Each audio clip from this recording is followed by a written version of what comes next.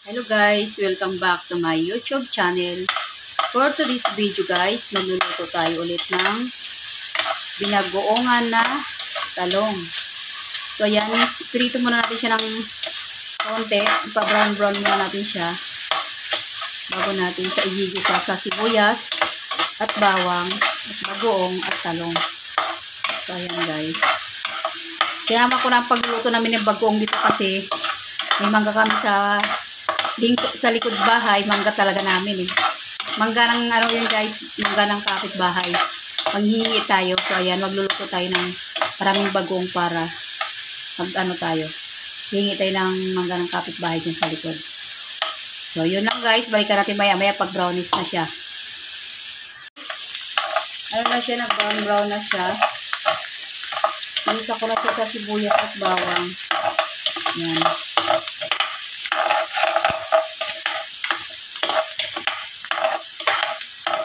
Itulaksan din ng konting apoy. Tingnan ko yung apoy guys kasi nagtitilamsik. Nagtitilamsik yung mga taba-taba. Brownies na ng ating sibuyas at bawang. So ayan guys. Guys, pwede natin ilagay yung bagoong. Bali, bagong guys, nugasan ko siya kasi masyado siya kasing maalat. Pwede naman ayaw yung hugasan. Okay lang. Sa akin kasi hinugasan ko siya para hindi siya masyadong maalat. Sobrang alat kasi. Sa mga nag-outing dyan guys, perfect na perfect to guys pang baon. Dala kayo ng mangga at singkamas. Sarap na yan. Yan. Magsilutuin lang natin na maigi yung ating bagong alamang. Hindi ko na rin lalagyan ng anto guys ng sili kasi ayaw ng mga anak ko ng maanghang. So ayan, balikan natin mamaya-maya. Lutuin muna natin ng maayos yung bagoong. So ayan guys, malapit na siyang maluto.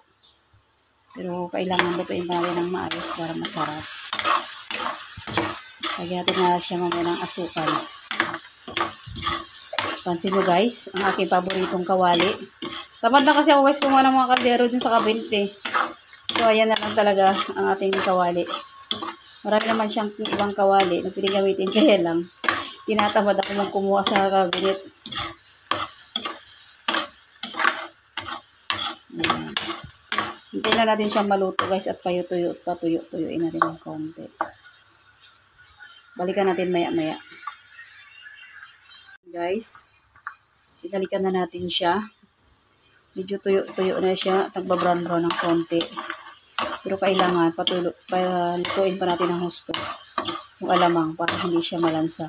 Pwede naman kayo guys maglagay dito ng ibang ingredients. Halimbawa, pwede nyo siya lagyan ng asukal, maraming sili para masarap.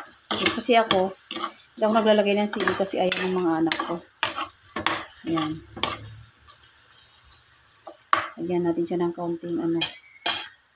kaunting bitchin para lumasa-lasa. So, ayan. Okay na yun siya. Ayan. Mekos natin ulit, guys. Ayan. Hanggang sa malutong-luto na talaga ang ating mga alamang. So, ayan. So, mamaya-maya lagyan natin siya ng asukal. So, yun lang guys. Mamaya-maya balikan natin. Yan.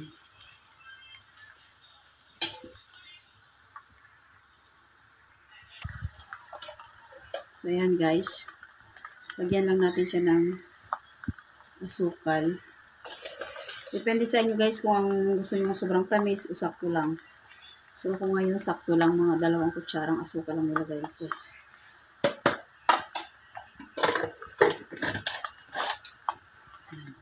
Halo-haloin lang natin guys hanggang sa magkarami guys. So bawasan natin to guys ng bagoong kasi napakarami nito para sa talong, masyadong maalat. Bawasan natin kasi ang iba magbabagoong tayo bukas ng mga guys. Hingi tayo sa ating kapitbahay. Kasi kasi wala namang nakatira sa bakanting lote. Sabi ng may-ari, kunin na lang daw kasi naman nalalaglag daw, nasasayang. So yun guys, storytelling muna tayo guys, no? Maya-maya guys, balikan na natin.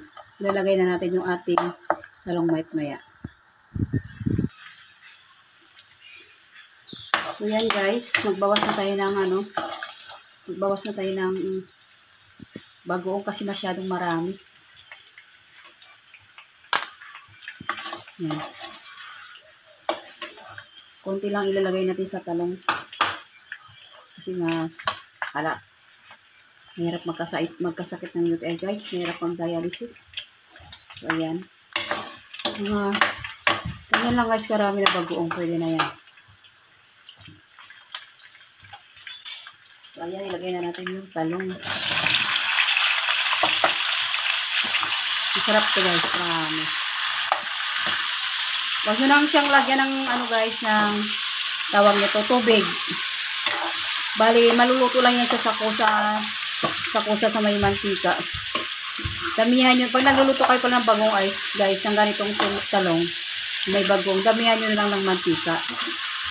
Tansya-tansyahin nyo na lang kasi para maluluto siya sa sarili niyang mantika. Huwag nyo lagyan ng tubig kasi hindi masarap pag may tubig. Halo natin ang mabuti guys para mag-mix ng mais yung bagoong.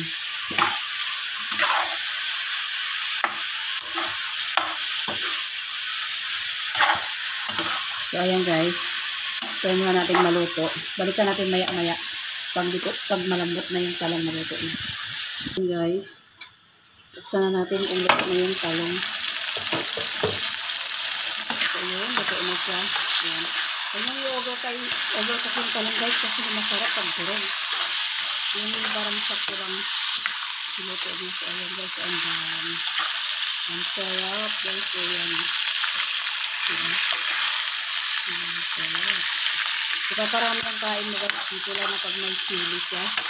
Sarap guys. Isipain ka talaga ng sarap. So yun lang guys. Patayin na natin to guys kasi luto na siya. Thanks for watching guys. Click like and subscribe. God bless.